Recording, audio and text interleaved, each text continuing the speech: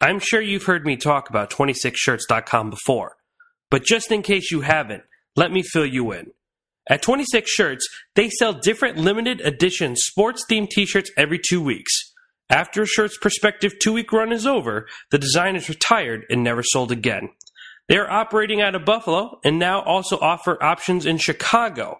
For every shirt sold, $8 is donated to a family in need. Not to a major charity or foundation, but to an actual family or individual in need. To show our support here at Chasing Cinema, when you buy a shirt, we will automatically put you into a drawing to win the next shirt free. That's right. You buy a shirt, $8 goes to help a family or individual in need, and you get a shot to win the next shirt absolutely free from Chasing Cinema. So go to www.26shirts.com and buy a unique Buffalo Sports Design t-shirt, help a great cause, and also get entered to win the next shirt absolutely free. Again, that's 26shirts.com, because you have the ability to help a complete stranger just because it's the right thing to do. www.26shirts.com. Help someone now.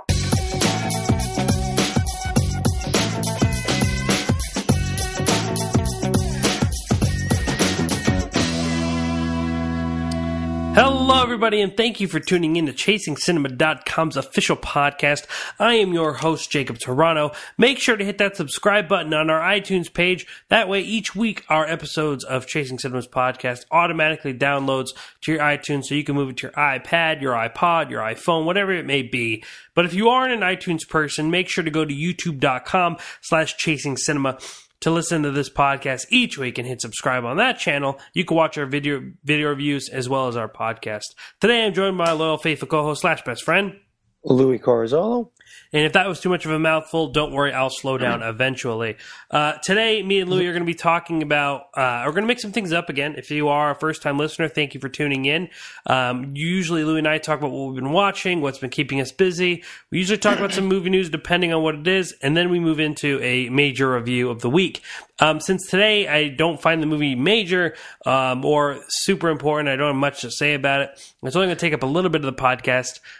So we are going to focus actually on a review of the season 1 of Better Call Saul, the AMC TV show. It's a spinoff of Breaking Bad. So we're going to talk about that a little bit. But before we get into those reviews, we're going to go into movie news. But before that, Louis, how are you, sir?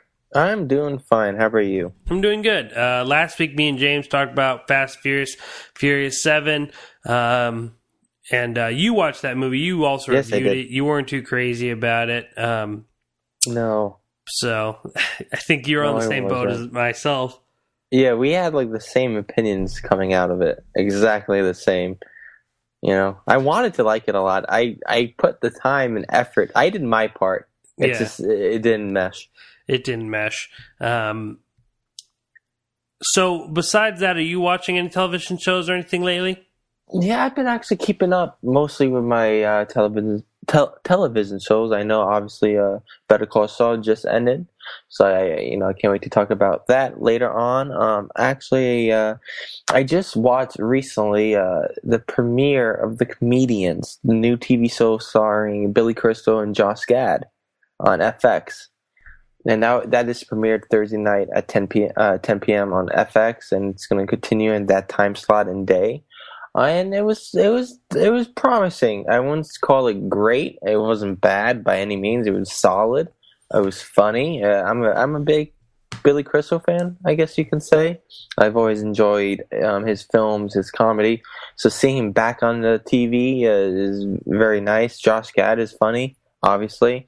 They have interesting chemistry. It's like a mockumentary in the style of, I always say, kind of like The Office, where they have talking heads and they're aware they're being filmed. And it's kind of meets kind of like a 30 Rock show where it takes you behind the scenes of a sketch comedy show. Do they play themselves? They do play themselves. Interesting. So it's very interesting. You know, it's very promising.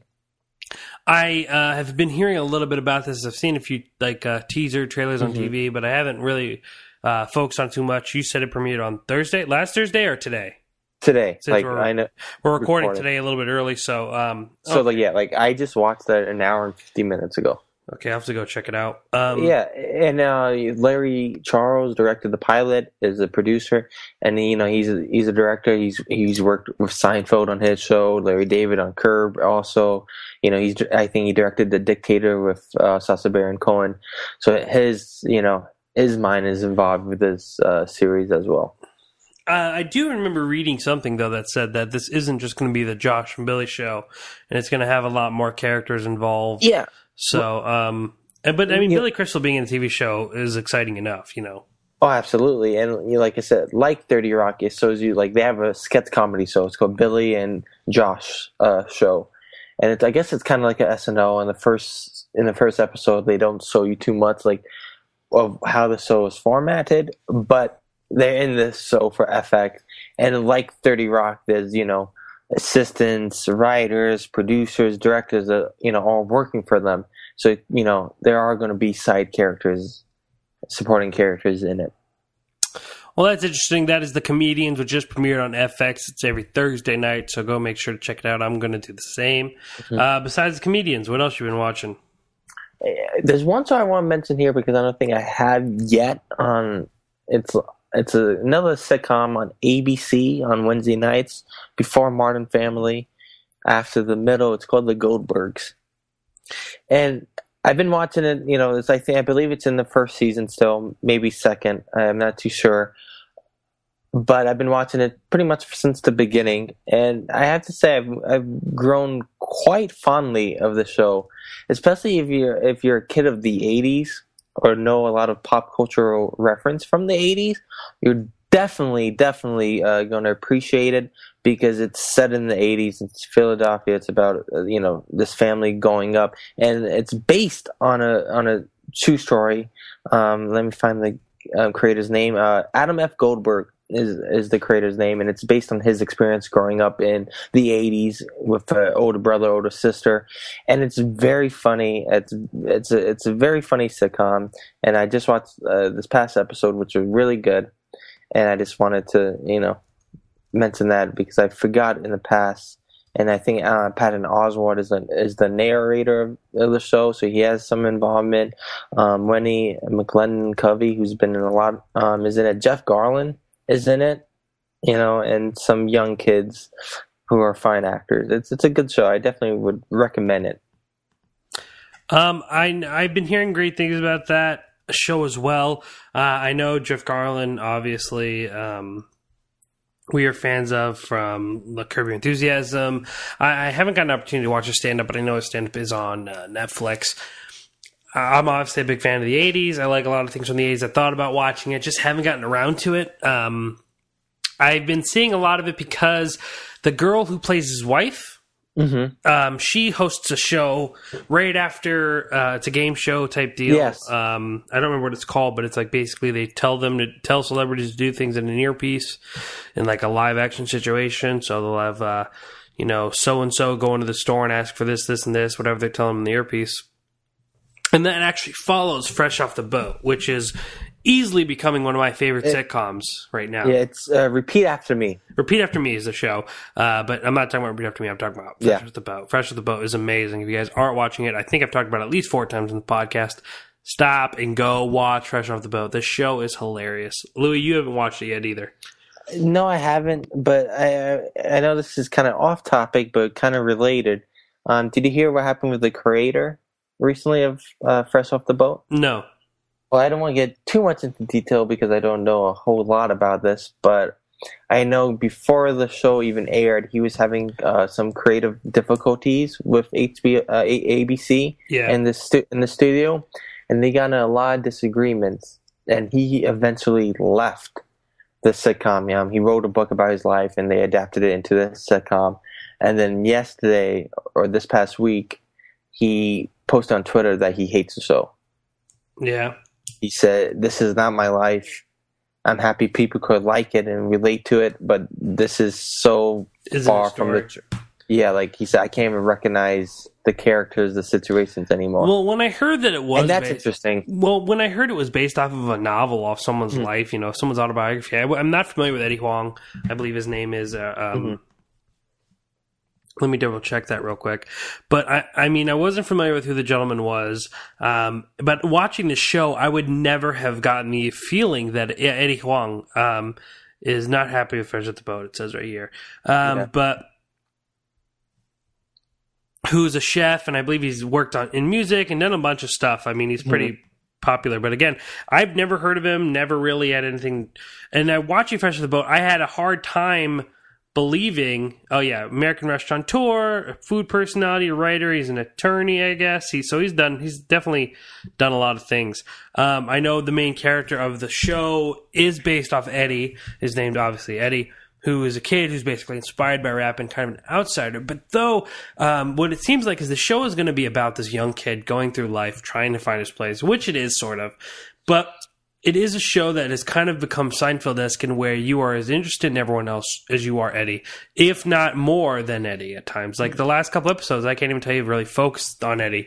They're more focusing and really concentrating on the parents, played by Constance Wu, who I am in love with. Constance, if by chance you are listening to this podcast, I love you. You are a genius comedian, and I think you're a great actress, and you're gorgeous. And then we have the gentleman who played... in the interview, Randall Park, who's also equally funny, different style, but also equally funny. I mean, the whole cast is great. It's very off type humor. I mean, it's very, cause I mean, at first Samantha, was watching with me and she's like, you like this? Cause it seems so glossy. It seems so like, I don't know what the word is, but cheeky and all that stuff, but it does have this beautiful sense of humor, and even though it is really cheesy and kind of offbeat, it works. I'm into it. I'm laughing. I mean, I was upset the other night because they recorded 2 episodes. I'm like, oh yes, 2 new Fresh Off the Boats, and it was only one to just re-recorded another, and I was genuinely bummed that I couldn't watch another episode. And Louis knows I don't watch sitcoms very often. I do get into certain things. Like I said, my TV show experiences has been The Sopranos, the Batman animated series, Monk, Gordon Ramsay television, Breaking Bad, stuff like that. So it's and Seinfeld and Curb Your Enthusiasm. So it's kind of all over the place, but I've never really stuck with one thing. Where Louis, he watches a lot of sitcoms, but he also watches a lot of dramatic TV. But he's not so much a procedural person. Where I fell into procedurals a lot, actually. X-Files, Monk, Law and Order, but there's something about this sitcom in particular that just totally gets me going. I just appreciate it. Elvis Mitchell, from The Treatment, who we've interviewed before, a mentor of mine, he interviewed one of the show's creators. And I can't think of her name off the top of my head. I know it is a little bit difficult to pronounce. But she, was talking about the show, and I could just tell the people are really about it. Cause I don't know, Louis, if you got to hear my interview with Sean Otsubo, who is a filmmaker that we were talking about with his short films, and we were talking on the show, and I was kind of talking about how the show, though it is like everyone is kind of branding it as this first really great Asian show that is around Asians, about Asians. Nanchakta Khan, I'm butchering her first name, but that's her name. It doesn't really address anything too serious. It is very silly. It's very comedic. It hasn't gotten as serious as I think Eddie Huang, the real Eddie Huang, wanted it to be, or really had that feeling of kind of speaking something and being kind of controversial. It hasn't done that, but I think that's working right now. And I think it needs to be kind of light and fluffy for everyone to get into it and then to kind of eventually get there. But even if not, I enjoy what I'm watching right now. Will it get old in 4 seasons? Maybe. I don't know. We'll just have to see where it goes. So, and God, I don't even know if it's been renewed yet. So I'm hoping that the show lives and goes on. So. Yeah, I like I said, I haven't watched it because it's on a night where I'm, usually working, busy with school, so I'm not home. I don't have a DVR, which is, crazy. Something you got to work on. Exactly. So I don't tape it. I haven't gone online to check it, but I've heard great things, obviously, from you. And most of the critics, from what I've read, they have enjoyed the first season. So it looks like, I'd be very surprised if, it doesn't get picked up. Yeah, and I think if not already. And I think we got 2 more episodes to go. I'm all about it. I'm excited, and I hope that it stays going. I mean, I'd be shocked if this show got canceled. The second episode was watched by 7.56 million viewers. The first night preview was with 7.9 million. So, I mean, obviously there's a viewership. I think people are watching, so hopefully it just stays that way, the rating seems to have kind of dropped. I'm looking right now. The second to last episode, because the previous episode just aired 2 days ago, had a 4.8 million viewership, which to me doesn't sound that bad. So, but then again, I've never really known TV. So it's funny because in TV nowadays, it's very difficult because a lot of people don't sit down and watch it live. So a lot of the success of TV shows come back on the replay of DVRs and Hulu and all that. It's true. TV ratings don't really count anymore because I watched, where I made Samantha watch the majority of Fresh to the Boat on Hulu.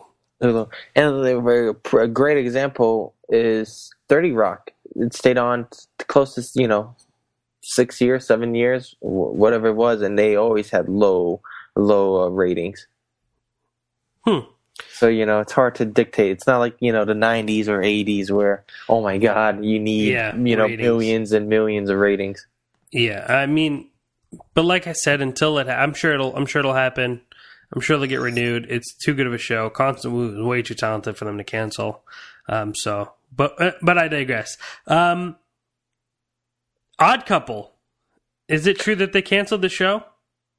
I haven't heard anything about that, but seeing the previews of it and being Odd Couple fan, I know you love the movie. I'm more familiar with the show, television show. With Tony Randall and Jack Klugman. Seeing that being remade in that style with Matthew Perry and Tom Lennon, I think he has no disrespect to them. It just seemed like it was doomed to fail. I mean, I haven't watched it. I guess my mom watched a few episodes. She says it was kind of stupid. She's not into it. But I think right now the predictions are that it is likely to be canceled. And, not for nothing, Matthew Perry has been on a big, big cold streak ever since Friends. And granted, Friends is, so unique. And, not many people have that in their, filmography per se. But ever since Friends, not including, I guess, the whole 9 yards because you did like that film. Yeah. Matthew Perry has not been very good. He recently had a TV show with NBC, which was called Mr. Sunshine, and I watched a few episodes of the first season, and it was just not good, and that got canceled quickly. And then he had one called Go On, and that got canceled. And now The Odd Couple, which might get canceled again. So that's 3 failed TV shows. Yeah, but Odd Couple could pull out. I mean, I think it is too early to tell. I just think I've been hearing a lot of things about it being canceled. I really, really want this show to succeed. Oh, Fresh Off the Boat, I'm going back to. But Odd Couple, I haven't even sat down to watch. But I think right now, it's really, really, it's tough competition.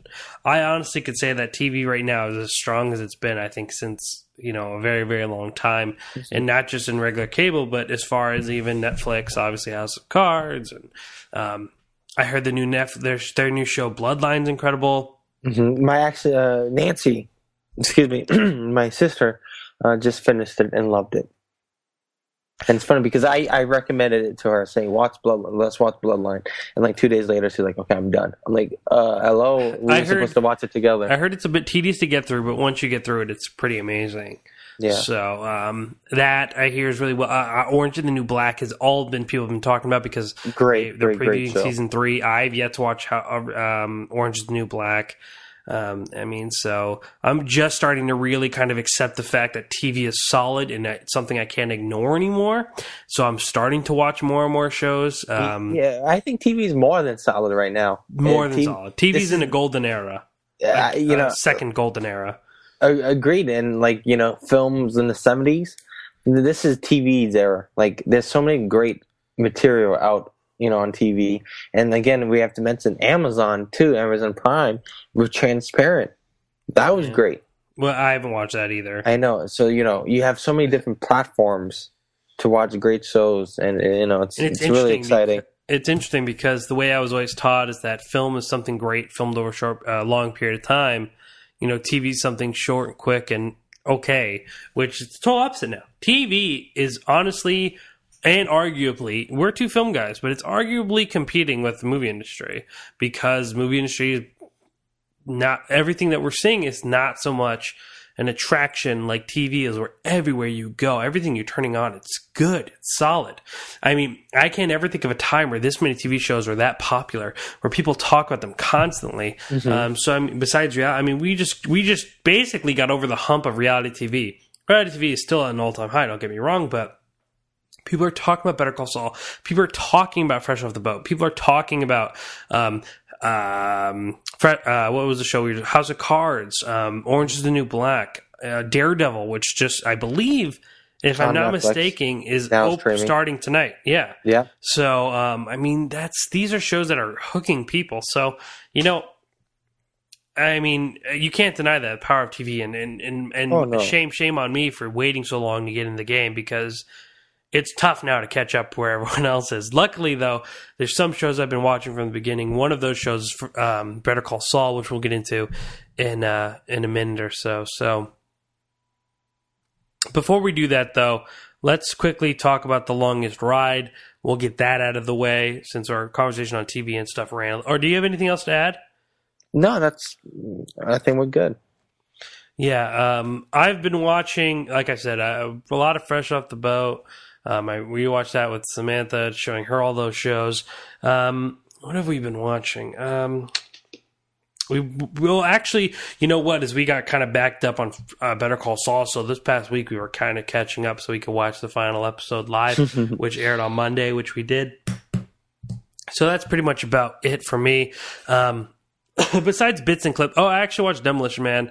I think the next day after Furious 7 or whatever, but if I've not talked about Demolition Man, that's a whole conversation in its own. We'll have to go back to that one day, but great movie, let me tell you. So moving forward, Longest Ride, or should we just go into Better Call Saul since we're talking about TV? It's up to you. You're the quarterback. I think that our conversation of Better Call Saul is much more warranted for a longer conversation, so let's just get Longest Ride out of the way. So let's do it. Excuse us for the poor transition, but that's what we're just going to have to do. Longest Ride. Nicholas Sparks is probably the biggest name right now in, the most recognized name in modern romance pop culture. He is the author of the many books that were adapted into very, very popular movies as early as the late 90s, such with Message in a Bottle, Walk to Remember. However, The Notebook was the movie that really kind of put him on the map and really said this is what love movies should be like. I was a fan of the first two films, not so much crazy about The Notebook.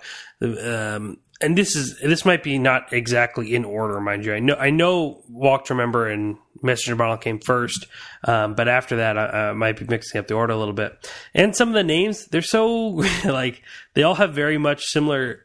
Like it's either the big or the safest or the best of, or they're all kind of similar. So if I do mix some titles up, please forgive me.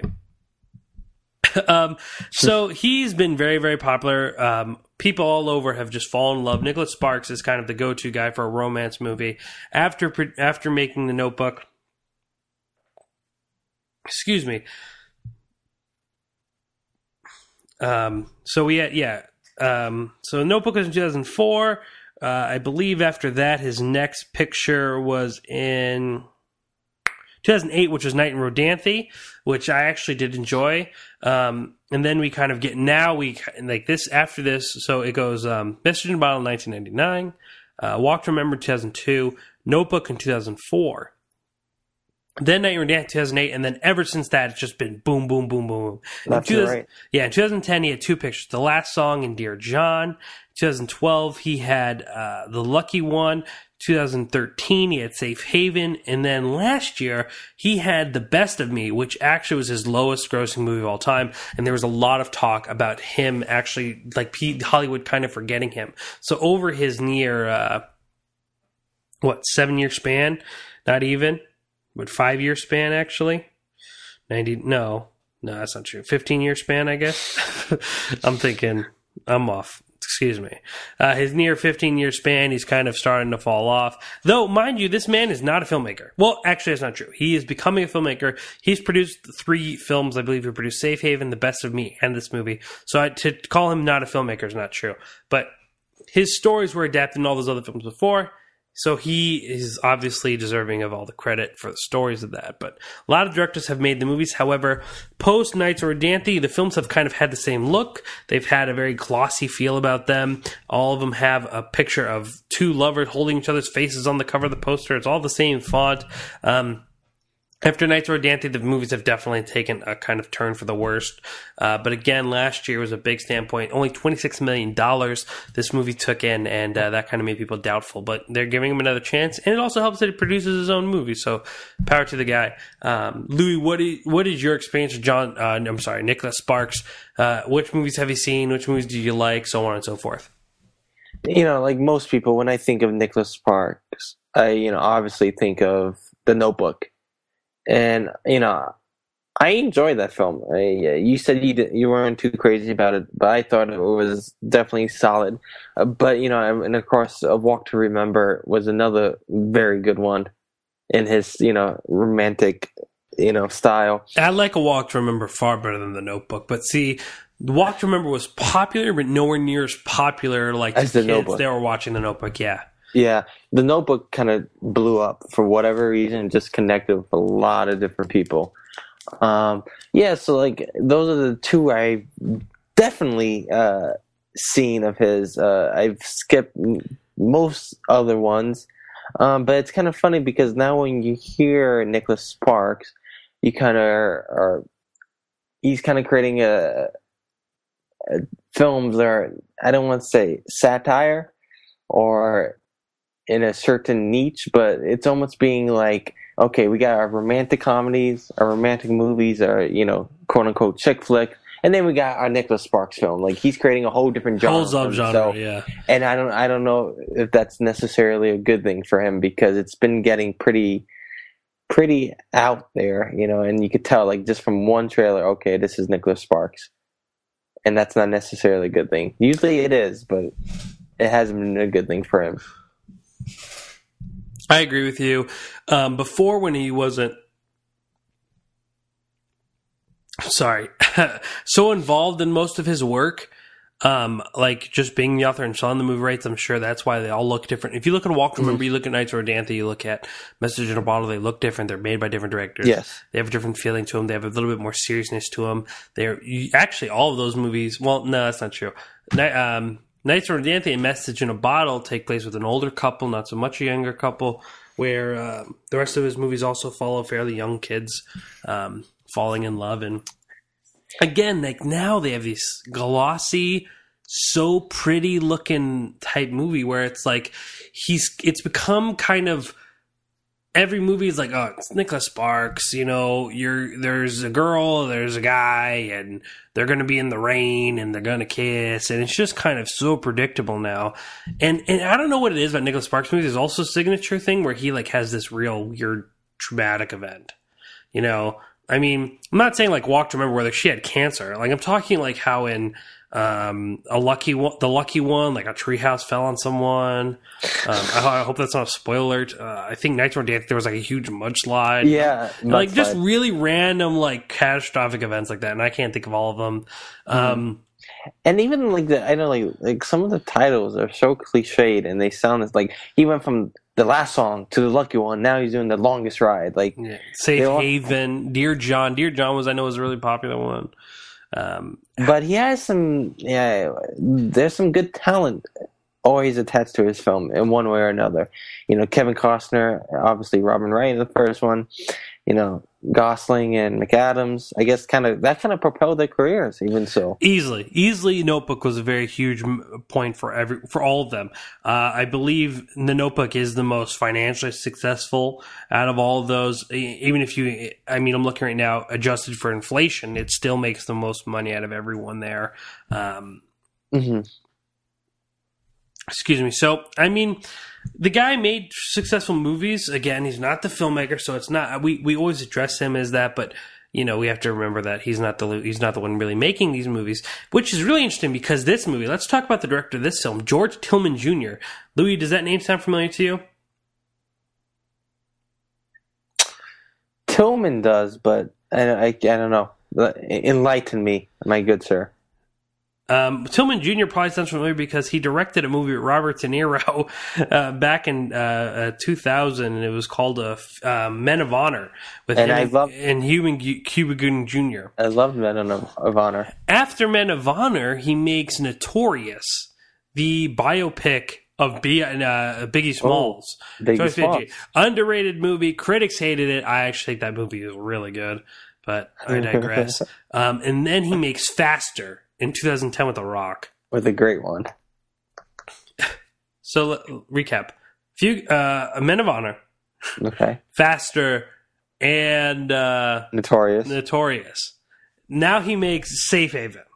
That's interesting, actually. That's very interesting because, this man was inspired by Spike Lee and watching Taxi Driver. He likes those gritty movies. And I'm not saying this guy can't go and do something different, but it's just a real... he was a producer on Barbershop and Barbershop 2, but he actually directed, Scenes for the Soul was one of them, Soul Food, movies that aren't too popular. But that's really, really like a major turn for this guy, right? So that to me was interesting already because we have a filmmaker that just... I would never have guessed to make this kind of movie. So maybe. We also have the hunky male star of the movie is I'm sorry guys, I drink a lot of water, so it's like we have Eastwood. We have Scott Eastwood, who is son of Clint Eastwood, who's going to be the main love interest in this story. So I'm at this point kind of like, all right, I've seen this before. I kind of am already going to guess where this movie's going to go down the road. But let's just kind of see. I'm not expecting too much. The first 15 minutes is so generic. And I don't know why I said generic like that, but it's generic. It really is generic. What is going on? Because there's the emotionally really unavailable girl because she's involved in school and she's moving. And then we have this really hunky cowboy who's just really interested and really wants to take her on a date and show her what a real man is like. And then we have the best friend who's like, oh my God, you should go out with him. Have you called him yet? And it's like, oh my God, how many times have I seen this? And then there's a turn in the movie, not like a twist turn, but... on this date. Okay, so I don't want to take up too much time because I really want to talk about Better Call Saul, but there are some times when I review a movie where I just have to explain the plot to Louis and just go through the movie with Louis so he's understanding of it. Mm-hmm. And sometimes it just comes out to me and Louis talking about a movie, but bear with me. So if you don't want to know anything about this movie, I'm not going to give away too many spoilers. I don't know if it was in the trailers or not, but this is what it is. So basically on a date, these two stumble upon a crash car that holds actor Alan Alda from MASH, great actor. And Luke Collins is his name in this movie. He's a bull rider who has to be a great bull rider. He saves Alan Alda, and she grabs this box of letters out of the car. So then he's in this car. These two save him. This couple saves him while they're on their first date. And so he's like, all right, are you okay at this hospital? She's like, yeah, I'm going to wait for him and make sure he's okay. Scott Eastwood leaves. She's hanging there, and she starts reading these letters in this box.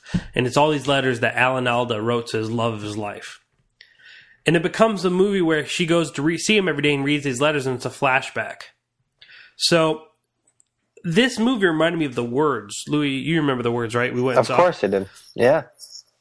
A movie that's not so interesting, not so entertaining, until we get to the story that is being told in retrospect, this flashback story that seems like it has a lot of heart, a lot of beauty, and we want to be a part of that story more, but we're not because it's just told in flashback. That's the exact same problem that this movie has, is this is the most generic, uninteresting, the most ridiculous characters ever that are just closing in this great love story between that is kind of told to us through flashback between Alan Alda and his wife. So to go back to our main characters, they are very generic. They're boring. Like I said, so the movie kind of plays off that this man is sick. So he rides bulls. In the very beginning, he gets hurt by a bull, and then like he's always taking pills, and he was like, "Oh, my head," and it's like, "Oh, he's sick. He has something. He's gonna die soon or something." And then, but like they never really allude to what it is. Like they talk about his condition, and they never really tell you what his condition is. You just know it's serious, and he can't ride bulls anymore, and that's kind of annoying. But it's like her making the decision to move or not move or to stay with him. However, in between this nonsense, you have these moments where she'll go and read these stories to Alan Alda. And Alan Alda and his wife, have such a more beautiful story. I mean, they're a Jewish couple who is falling in love in the middle of, the beginning of World War II, before America is even involved. And it's about this woman who also has love for art, surprisingly, and him just falling in love with her and wanting to be with her. And eventually he goes to war because America gets involved. He eventually is wounded. He has, I forget which type of fever, but he has a fever that actually eventually makes him sterile. So he can't have children. And she dreams of having a family. So like the flashbacks are about him falling in love with her. They're great memories, and then eventually them separating and kind of falling apart because he can't have kids and that's what she wants. There's resentment, and a movie that you'd be like, okay, it doesn't sound like a lot is going on, but it's true. It's emotional. You could tell there are feelings going on. And even when they do flashbacks, it's great. Like you could tell Jack Houston and Una Chaplin play the young Ira and Ruth, and that's the characters' names. And I mean, it's great. Like you're into those scenes. And then as soon as we pull them back and we see the glossy bull ride on the artist, it's just like, oh man, what's going on? So I won't get into the movie as it continues, but eventually that's the story that matters. And even at a point in the movie, like you kind of were in the flashbacks for a while and you're kind of forgetting about the main characters, that affects the movie too. As much as I want that movie to be about, it's not what it's about, right? It needs to be about these other two characters, and they kind of forget about them and they just kind of rush the ending and so on and so forth. There is one really beautiful moment with Alan Alda that got me emotional. One beautiful moment, had nothing to do with our main characters though. That says something. But overall, this movie was just clunky. It was a mess. It was all over the place. Didn't know what it wanted to do. It should have been about this great couple, but for some reason we needed this future couple to be involved. I honestly could have done without the main story with Clint Eastwood's son and all that. No one was really that great. The movie looked very too pretty. It looked too pretty. Like the guy who directed Faster, that movie is gritty, and this movie looks polished beyond belief. So yeah, nothing I'd really recommend. I know I'm kind of not really saying I'm not really hitting the nail on the head, but essentially this movie is generic, boring, and uninteresting. And when it is interesting, it's about something that is something else. And when I want to watch that, it puts me in the uninteresting story. And then I can't really give the movie credit because even though I am interested in these one scenes, it means that my main character is even that much more boring. So not a movie I'm too crazy about. Something very forgetful. It's a movie like most of his movies, Past Nights or Nothing, that will just mash up. And I'll be like, oh, is that the one where this happened in the treehouse? And which one happened? And I'll just forget it. And that's the easiest way to put it. So for fans of Nicholas Sparks' film, do they still get the same, I guess, enjoyment? Obviously it won't be as good as A Notebook or Walk to Remember, but it hits the same type of notes, the same type of points. I can't, if you will. I don't know if he's really ever done like the flashback thing before, but I think it'll hit the same notes. I think that the general audience seemed to kind of favor it a little bit, but I don't think this movie's going to make any money. And I think Nicholas Sparks is kind of reaching the end of this boom right now. So yeah. I don't know. Wasn't for me. And I'm like you guys, Louis, and I've said it many times, I'm a big sap. It's not hard to make me be like, oh, it's beautiful. And there was some beautiful stuff in this movie, but it's just lost. It's only for a fleeting moment. Yeah. Well, it's not even for a moment. Like there's a point where it's like the whole movie turns into it. And I'm like, oh, that's great. But then I'm like, wait a minute. There is another movie going on. So it's like, even though I like this, I feel like, whoever is making this picture is forgetting about our two main characters. And I don't know. It had its ups and downs easily. But it's a movie that I would never watch again. And now, let's go back. Could you picture Clint Eastwood making a film like this when he was Scott's age? No. Isn't that great? When I heard his name, and he looks like Clint Eastwood in some photos. He definitely resembles his father. Yeah. And I just when especially you got the cowboy hat, I'm like, calling back Clint Eastwood's time. It's it's pretty crazy. I don't see him in this kind of movie, but I feel like Scott is just trying to find his place. Way. Do his thing. I know he was in Fury. I don't really remember who he was in Fury. But you know what? Hopefully he'll do something else. I mean, like you said, we've seen a lot of talent go through Nicholas Sparks' pictures, so, I don't know. He is attached in the Suicide Squad and Wonder Woman. Yeah. So that's two big movies coming up. And I know he was on Jimmy Fallon the other night, and he said, he's been in a couple Clint Eastwood films, and there's a lot he auditioned for his father and did not make the cut. So Clint is very hard on him. Yeah. Which we would expect from, of course, Mr. Eastwood. Well, I think that's enough, and that's all I really have to say about The Longest Ride. You could go read my review right now at chasingcinema.com/The Longest Ride. Back to television, because this is a prime example of why everything you're watching on TV is, chances are, better than what we're watching in theaters. We had a great show that we're going to be talking about, and that is a spinoff of Breaking Bad, and that is Better Call Saul from AMC. Okay, we've never done this before, so no, we have not. I'm kind of figuring out how to do this. We obviously are both huge fans of Breaking Bad. Yes, we both think agree that it's one of the greatest television shows ever made. Correct. Then the spinoff comes. Your opinion of Better Call Saul before it starts. What do you think is going to happen? What do you think it's going to be like? And we'll start from there. Usually, when a movie or a TV show decides to go into like a spin-off direction, I usually have a lot of reservations about it, especially when one of the main creators said, yes, I am going to be involved, but not as much as I was before. Usually that would be, oh my God, it's going to be terrible. I'm so nervous. But for some reason, with this particular spinoff of Better Call Saul, I was never worried about the quality.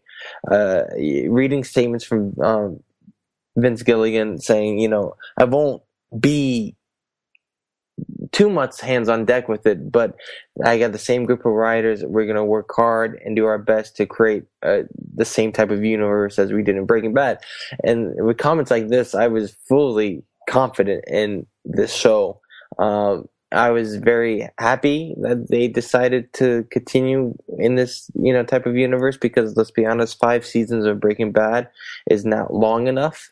Granted, they went off on top, which I don't blame them for, but it still wasn't long enough. So I was very excited, anxious to see what more we have in store from Albuquerque, New Mexico. I guess my only thing was that I felt it was going to be very heavily comedy based. Mm-hmm. Being Saul Goodman was so witty and so funny, and watching him, I learned hearing about Better Call Saul, I was able to learn that he actually has quite an extensive comedic background. Yes, even at one point being a writer on SNL, right? Yeah, he wrote for SNL. He had his own comedy show with David Cross, which actually kind of got picked up from Netflix. Yes. So that's, fans of that should be very excited. So they're going to be starting, and I'm a fan of David Cross, so they're going to be starting a new sketch comedy show, which will be interesting during his off-Saul seasons. But I'm just, is it going to live up to the hype of Breaking Bad? Probably not. I know it's going to be solid, but where's the direction they're going to go? So, I'm not skeptic. I don't think it's going to be bad, but I'm just not hyping myself up to the point where I'm like, oh, this is Breaking Bad worthy. Yeah. And I think we can't, because it's unfair to compare this to Breaking Bad, even though they are related. Nothing, Breaking Bad is so unique and so monumental that, of course, when you compare anything to it, especially something that's related to it, it's going to pale in comparison. But I would even say, surprisingly, Better Call Saul went far beyond my expectations. Mm-hmm. And I think is definitely Yeah, I don't think it'll be as good as Breaking Bad at the end of the day, but I mean, it's a solid contender. It is a great show, and I'm surprised by how amazed I am by it. Well, let's just talk about general feelings about the show, and then we'll kind of get into specific moments. I think the show is funny. I think the show has some really interesting ways of playing with your emotions because, we've learned Saul to be this kind of, this though funny and helpful guy. He's kind of a scumbag, when we meet him in Breaking Bad. In this movie, he's obviously not Saul yet.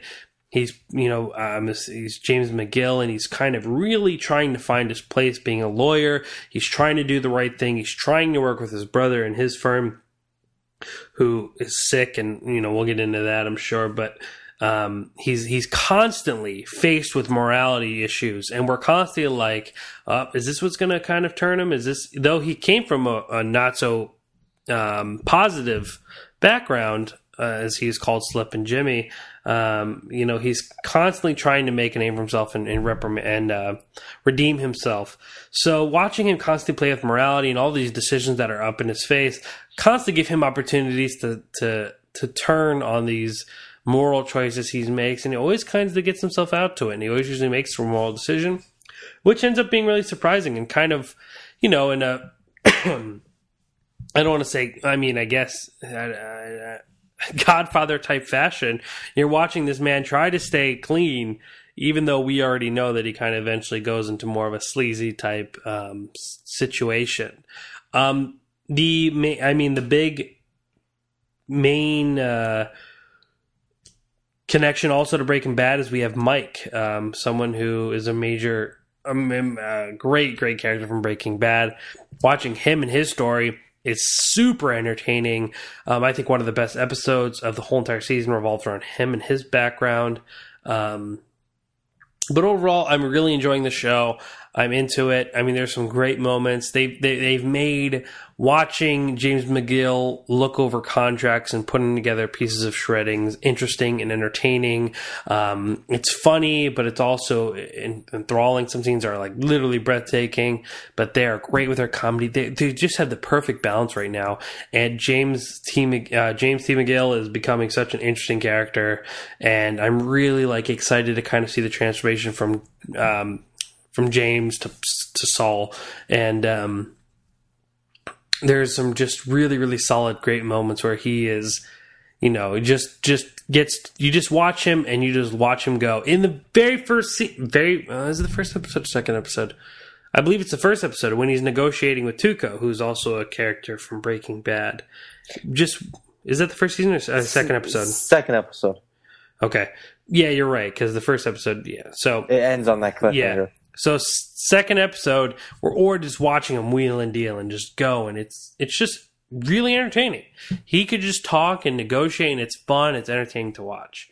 Louis, how do you feel about the show? You did a great job for speaking for both of us, which you usually do. I definitely agree. The visuals alone kind of give you a call back to Breaking Bad, and Breaking Bad has always been known for its great visual, its great, camera work, attention to detail, a great soundtrack, and, Better Call Saul picks off right on that. So as a visually satisfying look to a show, it meets all of our expectations and demand. So that was great to see and refreshing to see. And again, like Breaking Bad, it is a Greek tragedy play, but this time we know the outcome. So much like Shakespeare's Hamlet or Richard III, where we know the downfall is inevitable, we know it's happening, we know what happens to this character. Like we do Saul Goodman, it's still interesting and fascinating to watch how he gets there and how he navigates his own morality, like you mentioned in this in this landscape. And a testament to their writing and Bob's acting is that we still root for him, and we still hope there's a chance that he could get out of this criminal bleak ending, which we know it's fate. He can't, but because we like him so much, we like the character so much, there's still hope. They still present us this false hope. And, especially with the last episode, it kind of toys with us, as his decision to, he has an opportunity to meet with this law firm that's going to offer him a job. This is good. You're finally going to make a name for yourself. You're going to be partner, and that's great. But this is toying back and forth. And we know, it's inevitable. He's going to go down a path that leads him to Saul Goodman. So I can't wait for that moment to come. And of course, like you mentioned, Mike. Jonathan Banks is amazing as Mike, and I think he is so fascinating, and Mike's so fascinating, and every scene he's in, every moment he's in, is arguably the best part of Better Call Saul, and that's great. Like you said, his episode where it's just about his background is definitely one of the best episodes, if not the best episode of the season. I would say it's the best episode of the season, easy. Yeah, I mean, it's so awesome. It is so awesome. And then the second to last episode when he goes on the job for the first time. It's pimento. It's a cheese. Yeah, exactly. That's so memorable. Like, he is so memorable as Mike. It's so great to have this supporting character be this good, and it's such a plus. And I just hope that as we continue with Better Call Saul, we get more Mike. Because, like, the only disappointment of this season is maybe we didn't get enough of Mike, because there's a couple episodes where he just has one scene, like in the season finale, he just has that one scene, and although it's great, it's like, no, I could have used more Mike here, but it's great, and I'm actually intrigued by the other supporting characters. Kim Wexler, played by Rhea Seehorn, who is like a love interest for Jimmy McGill, is very interesting, and I think their relationship could be explored a lot, and it's going to be interesting if they develop more of that relationship, and it could be kind of a comparison to Mr. White and Skyler, where just to see where she fits in with the whole becoming a Saul Goodman type character, where does he stand? Because I think obviously Jimmy does have a high opinion of her and does care for her, so that's going to be fascinating to see. And another star of the show is definitely Chuck, the brother, played by Michael McKean. He was great, and I have to say, definitely a solid character in the show. And as the show progressed, obviously, he becomes more and more of a presence. And absolutely, and especially like in the second to last episode, again, the whole falling out. Finally, we get to see, the driving nature of their relationship, why he can't get a job at his law firm, the brothers' law firm, is fascinating. It's a great scene, and it's a really good show. It can stand alone, which is great for people who have not watched Breaking Bad yet. Obviously, it will spoil some things here or there.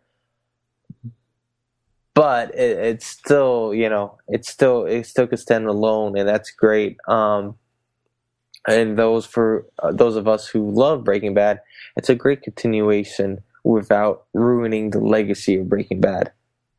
Because the legacy of Breaking Bad is always going to be intact by focusing on Saul Goodman.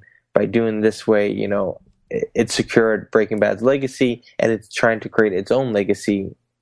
So I respect that. I enjoyed it. I'm intrigued where this could go, and hopefully it could last a good amount of time where it could reach its full potential.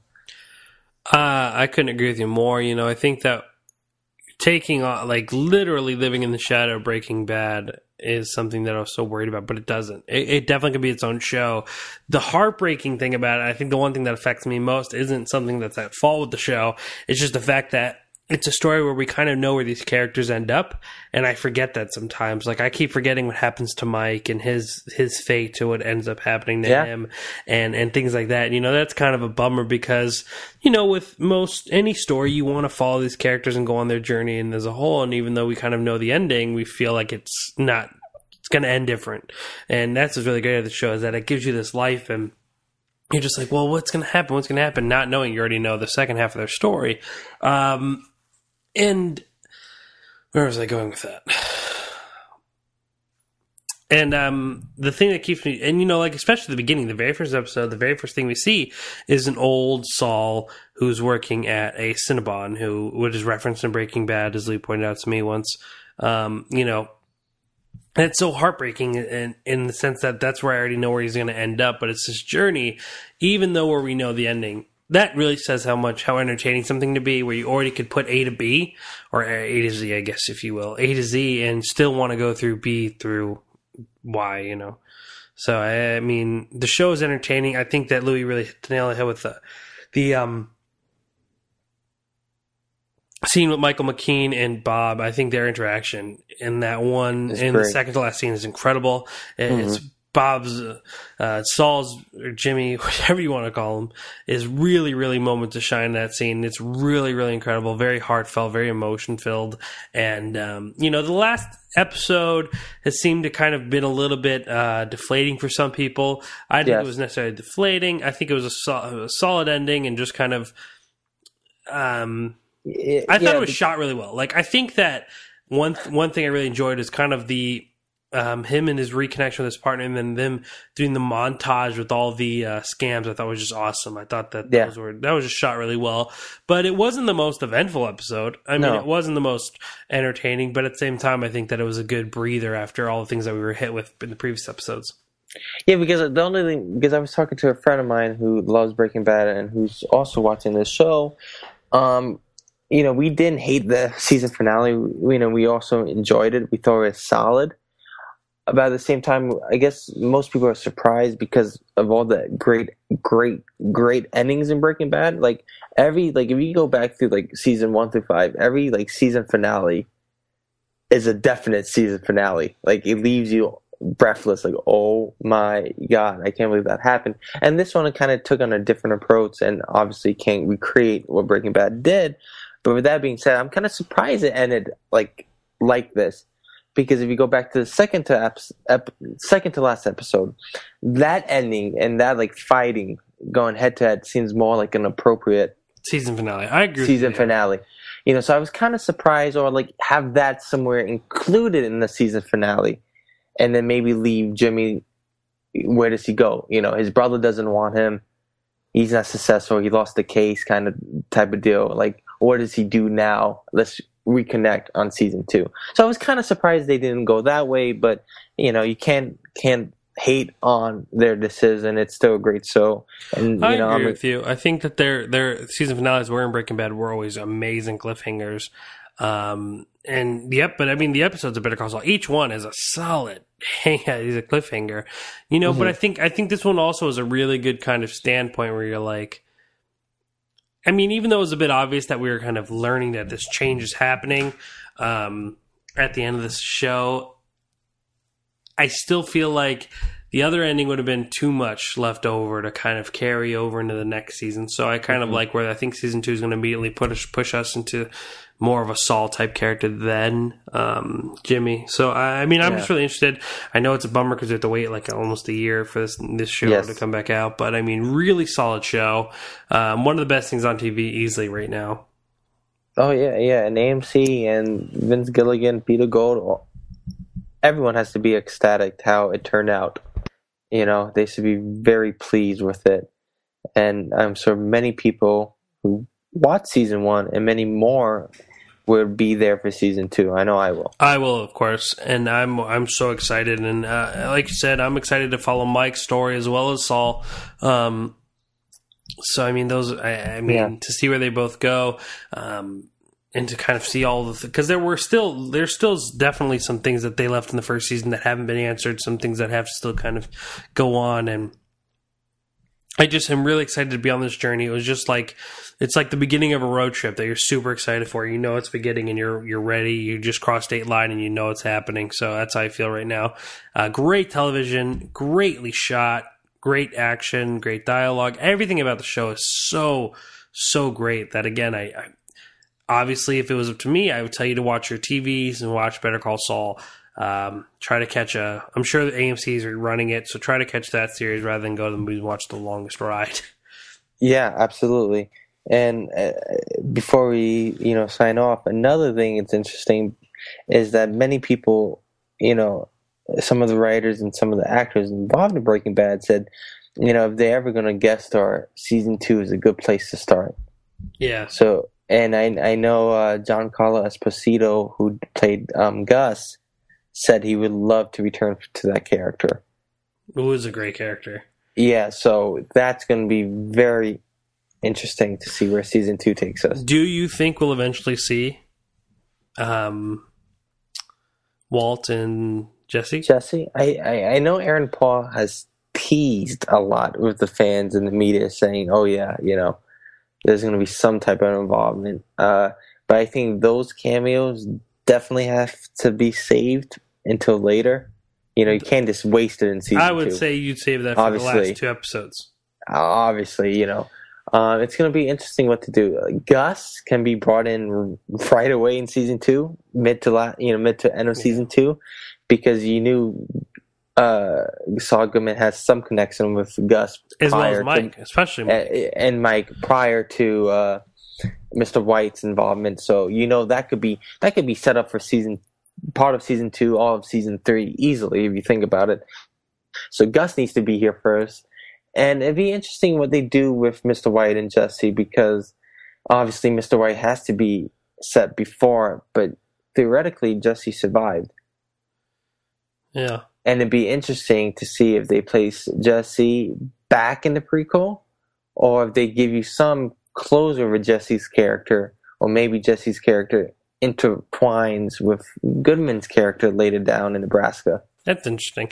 Sorry to cut in. Another funny thing. This is so funny because Bob starred in the movie Nebraska, and his character Saul Goodman has to locate to Omaha, Nebraska. And in the opening scene, that was shot in black and white. And in the movie Nebraska, it was shot in black and white. So I don't know if that's like a subtle wink to the audience, or diehard fans of Bob, because he was in the movie just recently in Nebraska, and that was black and white. And now we're seeing him again in Nebraska. In black and white. Filmed in black and white. I thought that was pretty funny. Good observation. I wouldn't have connected the two.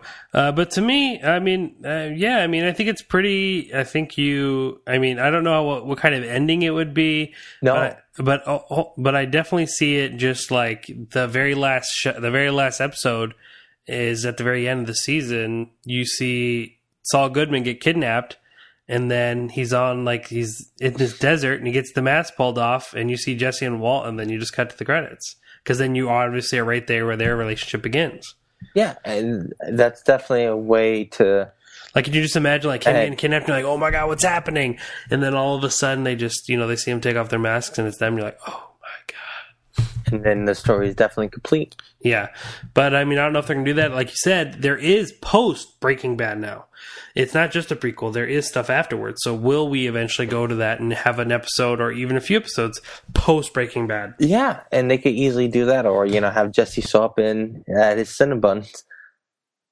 Just credits. So people know Jesse survived. Yeah. Jesse, I'm sure a lot of people wonder what happens to Jesse. So I think that'd be rewarding. Maybe it's not the best decision for them to do, but it's one that many fans, including myself, would be like, you know what, that's pretty cool anyways. I'm happy for Jesse. Maybe you see Jesse finally with a family walking in the food court, and Jesse looks over and they kind of make eye contact. And they said, oof, man, it's a tough life out there. We could have been dead, but, something like that would be pretty cool. I wouldn't be upset with that. Yeah, I don't know, but I'm interested, and I am all along for the ride. Ladies and gentlemen, that's going to wrap it up for us tonight.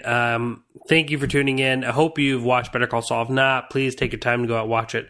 If you listen to this whole thing, we kind of spoiled some stuff for you, but don't worry, it's not going to matter. It's worth watching. Make sure to go and check out my review for The Longest Ride at chasingcinema.com/longest ride. Go watch some TV. Surprisingly, this is the movie podcast. We're going to tell you to go watch some TV this week because there's so much good stuff going on. Check out Fresh Out the Boat. If you think I'm crazy, so be it. You won't be the first, but I definitely it won't be the last. It won't be the last. I definitely think it's a show worth watching. Go watch. What else were we talking about? Go watch The Comedians. Go check out any television shows you can. And next week, we'll be talking about Unfriended and True Story, a film starring James Franco and Jonah Hill. Ladies and gentlemen, my name is Jacob Toronto. I am joined by little faithful co-host / best friend, Louis Corazolo. And please continue chasing cinema.